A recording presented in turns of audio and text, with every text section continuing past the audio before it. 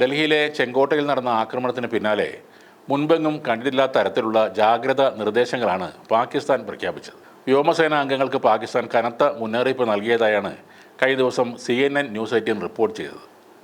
സൈനികർ എല്ലാവരും സജ്ജരായിരിക്കാൻ നിർദ്ദേശം നൽകിയതായാണ് വിവരം. ഇന്ത്യയിൽ നടന്ന ഈ ഭീകരാക്രമണത്തിൻ്റെ പശ്ചാത്തലത്തിൽ അതിർത്തി കടന്നുള്ള സംഘർഷമോ ഇന്ത്യയുടെ ഭാഗത്തു നിന്ന് ഒരു തിരിച്ചടിയോ ഉണ്ടായേക്കാം എന്ന ഇൻ്റലിജൻസ് റിപ്പോർട്ടിൻ്റെ അടിസ്ഥാനത്തിലാണ് പാകിസ്ഥാൻ ഈ നടപടികൾ കൈക്കൊണ്ടത്. പാകിസ്ഥാനിലെ എല്ലാ വ്യോമതാവളങ്ങളിലും റെഡ് അലർട്ട് പ്രഖ്യാപിച്ചിട്ടുണ്ടെന്നും റിപ്പോർട്ടിൽ പറയുന്നു. പാക് സൈന്യം, നാവികസേന, വ്യോമസേന ഉൾപ്പെടെയുള്ള സായുധ സേനകൾ അതീവ ജാഗ്രതയിലാണെന്നും അടുത്ത വൃത്തങ്ങളെ ഉദ്ധരിച്ച് റിപ്പോർട്ടിൽ പറയുന്നു. സാഹചര്യങ്ങൾ സൂക്ഷ്മമായി നിരീക്ഷിക്കാനും ഏത് സാഹചര്യത്തിനും സജ്ജമായിരിക്കണമെന്നും പാക് സെൻട്രൽ കമാൻഡ് വിവിധ സൈനിക മേധാവികൾക്ക് നിർദ്ദേശം നൽകിയിട്ടുമുണ്ട്. ഫോർവേഡ് ബേസുകളിലെ ജെറ്റുകൾ ഉടനടി പറന്നുയരാൻ പാകത്തിൽ തയ്യാറാക്കി നിർത്തണമെന്നും വ്യോമ പ്രതിരോധ സംവിധാനങ്ങൾ സജീവമാക്കണമെന്നും ആ നിർദ്ദേശത്തിൽ പറയുന്നു. ഡൽഹിയിലെ ചാവേർ ആക്രമണത്തിൻ്റെ പശ്ചാത്തലത്തിൽ ഇന്ത്യയിൽ നിന്നുള്ള തിരിച്ചടി ഭയന്നാണ് പാകിസ്ഥാൻ്റെ ഈ ഒരുക്കങ്ങളെന്നാണ് അടുത്ത വൃത്തങ്ങൾ വ്യക്തമാക്കുന്നത്.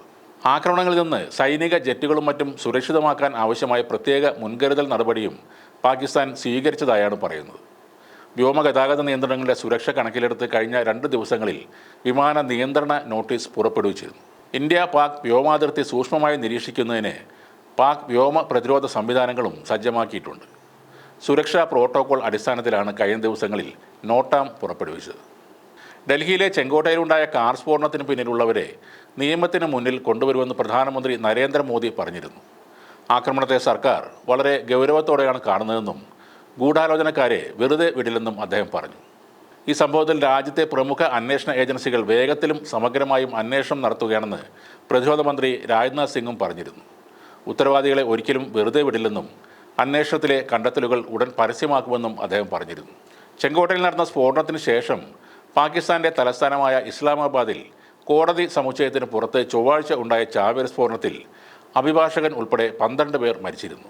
നിർത്തിയിട്ടിരുന്ന ഒരു പോലീസ് വാഹനത്തിനടുത്ത് ഉച്ചയ്ക്ക് 12:30 ചാവേർ പൊട്ടിത്തെറിച്ചതെന്ന് ആഭ്യന്തരമന്ത്രി മുഹ്സിൻ നഖ്വി പറഞ്ഞു. പാകിസ്ഥാൻ ഇന്ത്യക്ക് നേരെ ഈ വിഷയത്തിൽ വിരൽ ചൂണ്ടിയെങ്കിലും അഫ്ഗാനിസ്ഥാൻ ആസ്ഥാനമായി പ്രവർത്തിക്കുന്ന ഭീകര സംഘടനയായ തെഹ്രികെ താലിബാൻ പാകിസ്ഥാൻ ഈ ആക്രമണത്തിൻ്റെ ഉത്തരവാദിത്തം ഏറ്റെടുക്കുകയായിരുന്നു. പാകിസ്ഥാൻ്റെ അനിസ്ലാമിക നിയമപ്രകാരം ഉത്തരവുകൾ ഇറക്കുന്ന ജഡ്ജിമാർക്കും അഭിഭാഷകർക്കും അവിടുത്തെ ഉദ്യോഗസ്ഥർക്കും നേരെയാണ് ഈ ആക്രമണം നടത്തിയതെന്നാണ് TTP പറയുന്നത്.